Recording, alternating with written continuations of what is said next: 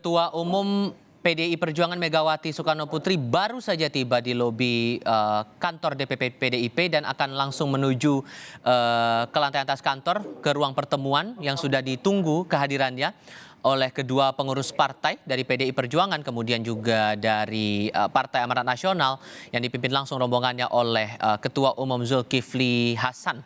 Tadi sempat dijelaskan juga oleh Dian Silitonga, pertemuan ini masih menarik untuk dicermati karena kedua partai ini sebetulnya secara literal ini punya posisi yang berbeda di awal yang dipahami oleh publik.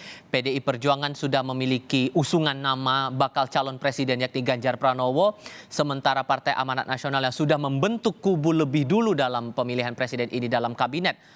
Saya koreksi, dalam koalisi Indonesia Bersatu bersama dengan Partai Golongan Karya atau Partai Golkar dan juga Partai Persatuan Pembangunan atau P3. Belakangan, seiring berjalannya waktu, dari salah satu dari tiga partai yang tergabung dalam koalisi KIB-ID, yakni Partai Persatuan Pembangunan, sudah menyatakan sikap mendukung atau mengusung Ganjar Pranowo maju dalam pemilihan umum serentak dalam agenda Pilpres 2024.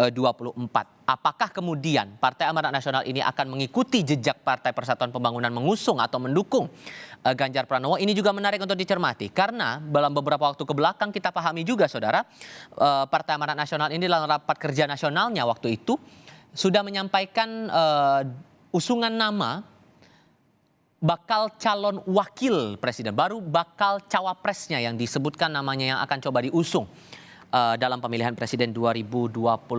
Spesifiknya kalau kita ingat lagi adalah nama Erick Thohir.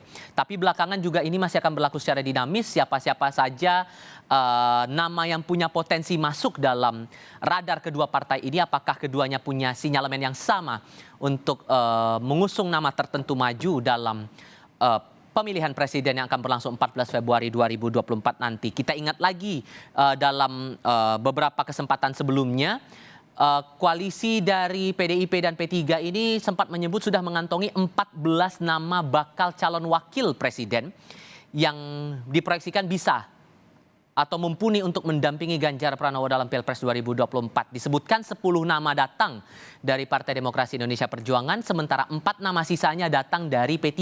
Tapi yang sangat menarik untuk diketahui adalah siapa daftar-daftar nama-nama yang dimaksud ini dari kedua partai. Apakah ada irisan nama yang juga dikantongi oleh Partai Amanat Nasional dalam pertemuan hari ini yang mungkin coba didiskusikan dalam pertemuan di DPP PDI Perjuangan di Menteng, Jakarta Pusat sore hari ini? Ini akan menarik untuk dicermati.